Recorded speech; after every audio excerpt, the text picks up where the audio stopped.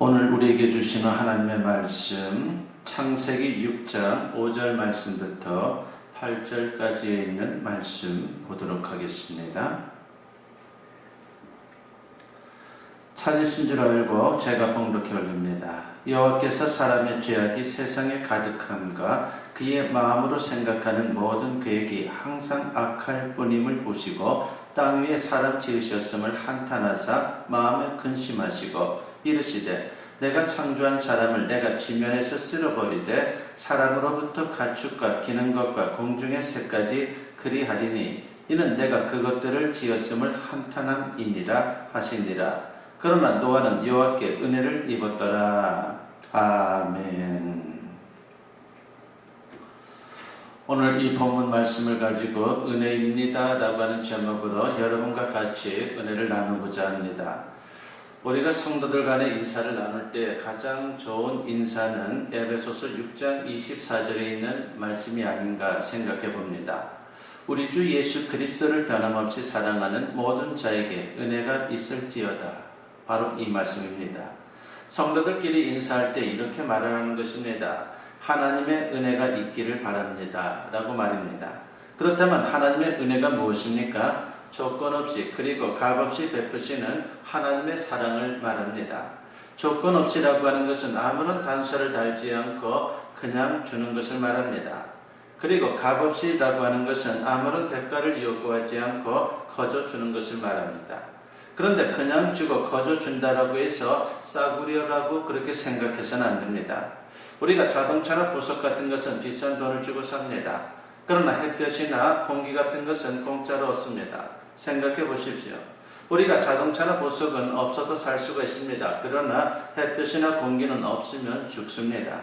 조건 없이 대가 없이 그냥 공짜로 얻는 것이지만 우리에게 생명처럼 귀하고 값진 것들이라 말할 수 있는 것이죠. 바로 하나님의 은혜가 그렇습니다. 그냥 주십니다. 거저 주십니다. 그러나 생명처럼 귀하고 값진 것입니다. 이 하나님의 은혜가 없이는 우리는 한순간도 살 수가 없습니다. 그렇다면 성도들의 삶에 왜 하나님의 은혜가 있어야 합니까? 우리가 세 가지를 여러분과 같이 생각해 보면서 은혜를 나누고자 합니다. 첫째는 생존을 위해서 우리에게 하나님의 은혜가 필요합니다. 여성이 평생 수십만 개의 난자를 생산하게 되는데 그 중에 실제로 수정이 가능한 난자는 한 450개 정도가 된다고 합니다.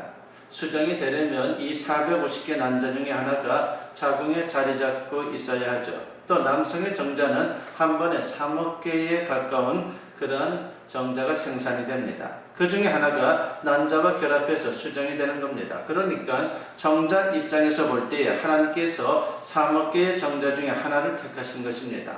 3억 분의 1의 기적이다 라고 말할 수가 있습니다. 난자 입장에서 보면 450개 중에 하나를 택한 겁니다. 450분의 1의 기적이다 라고 말할 수가 있습니다. 합해 보니까는 1350억 분의 1의 기적이 거기에 있는 겁니다. 생명이 탄생하기 위해서는 바로 1350억 분의 1, 바로 그 기적을 통해서 우리 인간이 이 세상에 태어난다는 것이죠. 여러분, 이 사실이 얼마나 놀랍습니까? 그렇습니다. 우리가 이 땅에 태어난 것 그 자체가 바로 하나님의 은혜이고 기적입니다.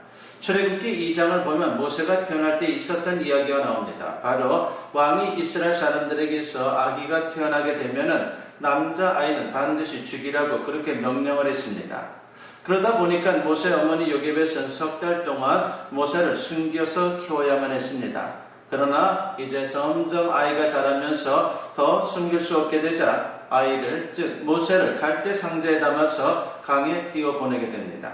바로 그때 하필 바로의 딸, 그러니까 공주가 목욕하러 그곳에 나왔습니다.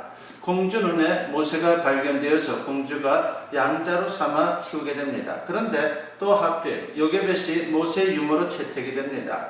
모세를 품에 안고 자신의 모유로 아이를 키웠습니다. 이렇게 모세가 태어나 자라는 동안 기적이 여러 차례 있었습니다. 그렇습니다. 우리도 태어나 자라는 동안 이런 하필의 기적이 있었다는 것입니다.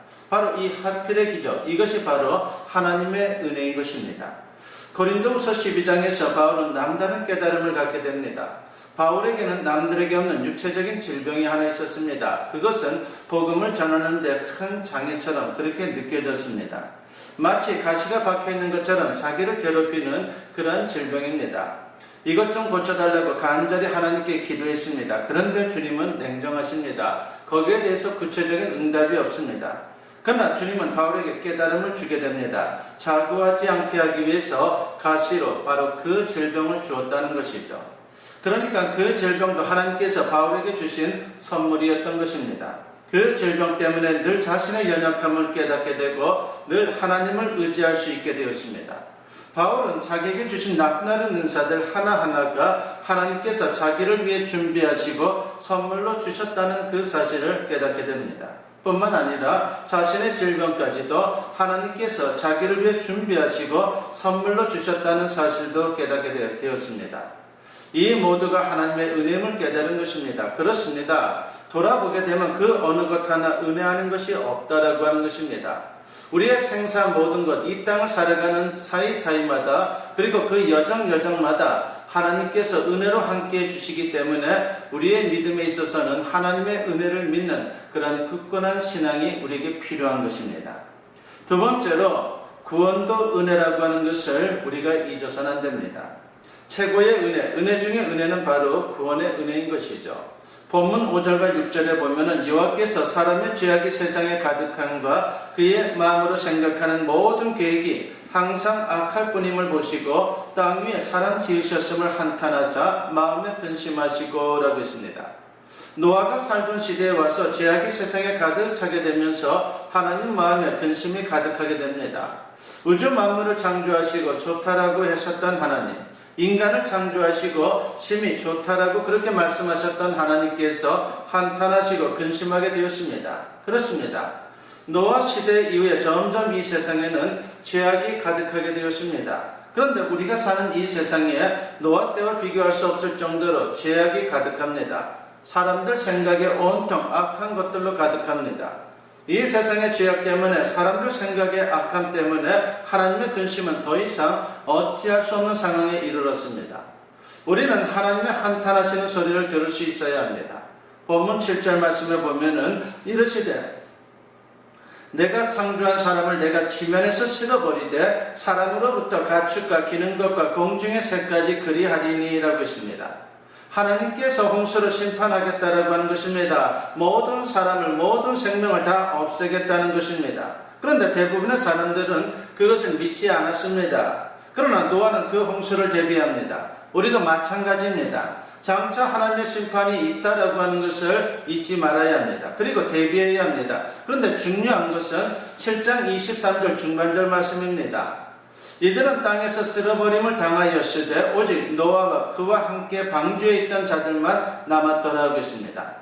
유일하게 노아와 그 가족들만 구원을 받았다는 것이죠. 어떻게 노아 가족만 구원을 받을 수 있었단 말입니까? 본문 8절에 보면은 그러나 노아는 여호와께 은혜를 입었더라고 했습니다. 하나님의 은혜로 구원을 받았다는 것입니다. 창세기 기자는 홍수 이야기를 기록하면서 6장 8절에서 본격적으로 노아를 소개합니다. 그런데 노아를 소개하면서 처음 오늘 뗀 말이 바로 이것입니다. 노아는 여호와께 은혜를 입었더라고 하는 이 말입니다. 노아는 한마디로 하나님의 은혜를 입은 사람이라고 하는 것이죠. 왜 이 말부터 꺼낸 것입니까? 오해하지 않도록 하기 위해서입니다. 6장 9절을 보면은 노아는 의인이요 당대의 완전한 자라고 했습니다. 이 말씀만 보게 되면요, 그가 세상의 죄인들과는 구별되는 그런 의인이었기 때문에 세상의 불완전한 자와 완전히 다른 그런 완벽한 자였기 때문에 구원을 받았다라고 생각을 할 수가 있습니다. 그리고 6장 22절에 보면은 노아가 그와 같이 하여 하나님이 자기에게 명하신 대로 다 준행하였다라고 했습니다. 이 말씀을 근거로 해서 보게 되면요, 그가 세상 사람들과는 달리 하나님 말씀에 순종했기 때문에 구원받았다라고 생각할 수 있습니다. 다시 말하면 노아는 행위로 구원받았다라고 오해할 수 있는 것입니다. 그래서 창세기 기자가 여기서 말하려고 하는 말씀이 이것입니다. 노아가 구원받은 것은 전적으로 하나님의 은혜라고 하는 것입니다. 노아가 남달리 의인으로 살 수 있었던 것도 하나님의 은혜요, 그가 하나님의 약속을 믿고 순종한 것도 다 하나님의 은혜라고 하는 것입니다. 그렇습니다. 노아가 하나님의 은혜로 구원받은 것처럼 우리도 하나님의 은혜로만 구원받을 수 있는 존재입니다. 하나님께서 노아에게 방주를 은혜로 허락하신 것처럼 우리에게 독생자 예수 그리스도를 은혜로 허락해 주셨습니다. 노아가 믿음으로 방주에 들어가 구원을 받은 것처럼 우리도 믿음으로 예수 그리스도를 영접하게 되면 구원을 받게 됩니다. 노아에게 그 무엇보다 큰 은혜가 방주였던 것처럼 우리에게 그 무엇보다 큰 은혜는 바로 예수 그리스도이십니다. 그래서 사도 바울은 에베소서 2장 8절에서 이렇게 말씀합니다. 너희는 그 은혜에 의하여 믿음으로 말미암아 구원을 받았으니 이것은 너희에게서 난 것이 아니요 하나님의 선물이라고 했습니다. 정말 가만히 생각해 보면요, 내가 어떻게 예수님을 믿게 되었나 싶을 때가 있습니다. 공부해서 된 것도 아니고 노력해서 된 것도 아니고 하나님께서 내 마음에 성령을 보내주시고 감동케 하셔서 예수님을 믿게 하신 것입니다. 그러니 하나에서 10까지 내가 구원받은 것은 오직 하나님의 은혜입니다. 어떤 때는 문득 이런 생각을 해봅니다. 만일 내가 지금 예수님을 믿지 않고 있다면 어떤 모습으로 세상을 살고 있을까라고 하는 그런 생각이 들 때가 있어요. 그 생각이 나면요, 참으로 끔찍하다라고 하는 생각이 듭니다. 영원한 사망 가운데 헤매고 있을 텐데 예수님 안에 있는 이 기쁨과 평안을 맛보지도 못하고 살 텐데 정말 생각만 해도 끔찍합니다. 그러므로 예수님을 구주로 믿는 사람들이야말로 가장 큰 은혜와 축복을 받은 사람이라고 말할 수가 있습니다. 어느 집에 어리석은 종이 한 사람 들어왔습니다. 어느 날 주인이 장난삼아 그에게 지팡이를 하나 주면서 밖에 나가 돌아다니다가 너보다 더 어리석은 사람이 보이거든 그 지팡이를 그에게 주라고 말했습니다. 종은 그 지팡이를 받아들고 밖으로 나가서 어리석은 사람을 찾다가 찾지 못하고 결국은 집으로 돌아왔습니다. 집에 돌아오니 주인이 아파서 죽어가고 있었습니다. 종이 죽어가는 주인을 보고 묻습니다. 주인님은 죽을 준비가 되었나요? 죽은 후에 세상을 준비해 두셨나요? 그러자 주인은 아니 아직 준비하지 못했어라고 대답합니다. 그러자 종은 아니 사람들이 하루 여행을 가도 완벽하게 준비하고 떠나는 법인데 영혼을 위해 준비한 것이 없어요? 이렇게 어리석은 사람은 처음 보았습니다.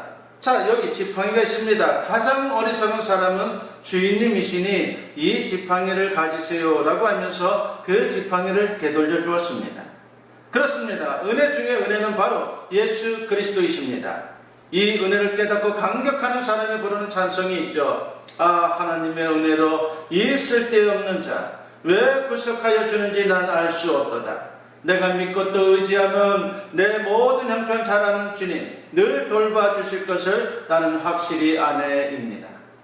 구원의 은혜에 감사할 수 있는 우리 모두가 되었으면 합니다. 그리고 그 은혜에 감격하고 감사하는 마음을 가지고 하나님 중심으로 세상을 사는 우리의 아름다운 모습이 될 수 있기를 간절히 축원합니다.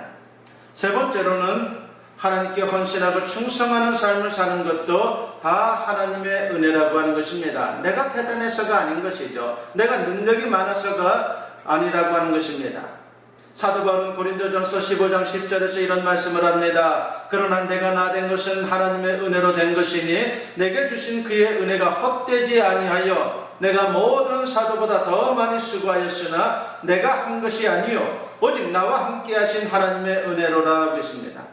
사도 바울은 지금까지 자기가 주를 위해 헌신해온 시절을 돌아보니까 나름대로 최선을 다하여 헌신하고 충성을 다 바쳤습니다. 그런데 어떻게 그럴 수 있었는지를 곰곰이 생각해 보니 전적으로 하나님의 은혜 때문에 그렇게 주님 주신 사명을 그리고 또한 그 일을 잘 감당할 수 있게 되었다라고 하는 것을 깨닫게 된 것입니다. 여순 사건 때 손양원 목사님의 두 아들인 동인이와 동신이가 죽었습니다. 같은 나이 또래였던 공산당원인 안재선 군에 의해서 총살을 당한 것입니다. 그런데도 손 목사님은 두 아들의 연결식 자리에서 조객들에게 이런 말을 했습니다. 내 느낀 바 하나님의 은혜가 너무도 커서 감사의 조건을 적어왔습니다. 이것을 읽음으로 이 시간 답사를 대신하고자 합니다 라고 하면서 목사님은 하나님의 은혜에 감격하며 9가지로 감사의 조건들을 읽어나갔습니다. 첫째는 나 같은 죄인의 혈통에서 순교의 자식을 낳게 하셨으니 감사합니다. 둘째는 허다한 많은 성도들 중에 어찌 이런 보배를 내게 맡겨주셨는지 감사합니다. 셋째, 3남 3녀 중에서도 가장 아름다운 두 아들 장자와 차자를 바치게 된 나의 축복을 감사합니다. 네 번째, 한 아들의 순교도 귀하다거늘 두 아들이 순교하게 해주심을 감사합니다. 다섯 번째, 예수 믿다가 누워서 죽는 것도 큰 복이라 하거늘 하물며 전도하다가 총살당하여 순교함을 감사합니다. 여섯 번째, 미국 가려고 준비하던 아들, 미국보다 더 좋은 천국 갔으니 내 마음 안심되어 감사합니다. 일곱 번째, 내 사랑하는 두 아들 총살한 원수를 회개시켜 내 아들 삼고자 하는 마음을 주시니 감사합니다. 여덟 번째, 내 두 아들의 순교의 열매로 말미암아 무수한 천국의 아들들이 생길 것이 믿어지니 감사합니다. 아홉 번째, 이와 같은 역경 속에서도 이상 8가지의 진리와 하나님의 사랑을 찾을 수 있는 기쁜 마음, 여유 있는 믿음을 주시니 감사합니다 라고 그렇게 감사를 고백했습니다. 목사님은 뒤에 원수와도 같은 안재성 군을 용서하고 양아들로 삼았습니다. 그리고 안재성 군을 목사로 키웠습니다. 목사님은 예수님의 사랑을 몸소 실천했던 사람입니다. 그래서 우리가 손영은 목사님을 말할 때 사랑의 원자탄이라고 부르고 있습니다. 목사님은 또 사도 바울처럼 늘 하나님의 은혜에 감격하며 그저 그 은혜에 보답하는 심정으로 헌신하며 살았다라고 하는 것입니다. 그렇습니다. 내가 믿음이 커서 봉사 잘하고 헌신을 잘하는 것이 아닙니다. 하나님의 은혜 때문인 것입니다. 많은 성도들이 구원받고 세상으로 돌아갑니다. 믿음을 지키지 못합니다. 주님을 위해 헌신하지도 못합니다. 하나님의 은혜가 없기 때문입니다. 우리가 하나님의 백성으로 하나님께 헌신하기 위해서는 하나님의 은혜가 필요합니다. 러시아의 문호 톨스토이는 사람이 무엇으로 사는가라고 하는 책에서 그 답으로 하나님의 은혜로 산다라고 그렇게 답을 했습니다. 그렇습니다. 우리는 하나님의 은혜로 사는 존재입니다. 그래서 우리는 하나님의 은혜가 있기를 기도해야 합니다. 필립 얀시라고 하는 분이 이런 말을 한 적이 있습니다. 기독교의 위대한 개혁은 없었던 것을 새로 만들어낼 때 이루어지는 것이 아니다. 그것은 이미 있는 것을 새롭게 볼 수 있을 때 시작된다라고 했습니다. 그렇습니다. 하나님의 은혜는 이미 우리에게 풍성히 부어져 있습니다. 그것이 나를 살게 하고 나를 구원하고 나를 헌신케 한다는 사실을 세상 깨달아야 하는 것입니다. 종교개혁자 루터는 1546년 2월 18일 새벽 3시에 이제 이 땅을 떠나면서 마지막으로 이런 기록을 남겼습니다. 우리는 하나님의 은혜를 구걸하는 사람들이다 라고 말입니다. 그렇습니다. 신앙생활의 본질은 바로 하나님의 은혜를 구걸하는 것입니다. 오늘 우리에게 가장 필요한 것이 바로 하나님의 은혜이기 때문입니다. 하나님의 은혜 없이는 한시도 살 수 없는 그런 존재가 바로 우리입니다. 우리 모두에게 늘 하나님의 은혜가 충만할 수 있기를, 그래서 주신 사명 잘 감당할 뿐만 아니라 구원의 기쁨과 감격을 가지고 세상을 살아갈 수 있는 그 아름다움의 모습이 저와 여러분의 삶 속에 늘 충만할 수 있기를 주님의 이름으로 간절히 축원합니다. 기도드립니다. 사랑과 은혜가 충만하신 아버지 하나님 감사합니다. 하나님의 은혜 때문에 우리가 존재하고 있다라고 하는 사실 앞에 감사할 뿐입니다. 주님의 은혜로 우리가 이 땅에 태어났고 주님의 은혜로 구원을 받았고 주님의 은혜로 헌신하는 삶을 살 수 있는 그런 존재가 되었다라고 하는 것을 아버지 하나님 앞에 고백하오니 언제나 주님의 은혜를 생각하며 하나님 안에서 주신 사명 잘 감당하여 주님께 영광 돌리는 우리 모두가 되게 하여 주시옵소서. 감사드리옵고 예수님의 이름으로 기도드리옵나이다. 아멘. 축복 기도드립니다. 이제는 우리 주 예수 그리스도의 은혜와 아버지 하나님의 무궁하신 사랑하심과 성령의 감화감동 역사 충만하심이 오늘 주님께 예배로 영광 돌리며 이제 선포된 말씀과 같이 하나님의 은혜를 늘 기억하며 하나님 안에서 그 은혜에 의지하여 세상을 살아가기를 다짐하고 결단하며 세상을 향하는 주님의 사랑하는 자녀들 위해 지금으로부터 영원토록 함께 하시기를 간절히 축원하옵나이다. 아멘.